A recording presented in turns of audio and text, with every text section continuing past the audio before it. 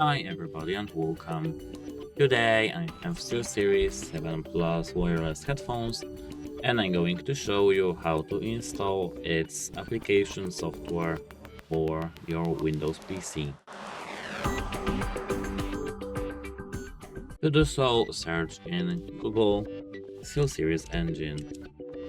Then, as you can see, download page for Windows. We have to click on this. And here, as you can see, we have a button for download. We have to click on this, and now some setup will download. We have to click on this to open this file.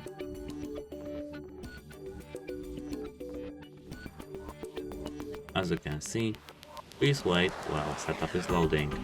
Unpacking data.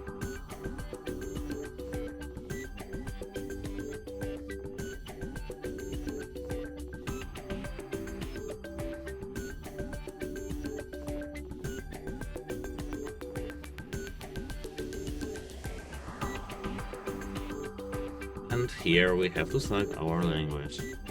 For us it will be English. Now we have to click next, I agree, and now we have to wait a moment.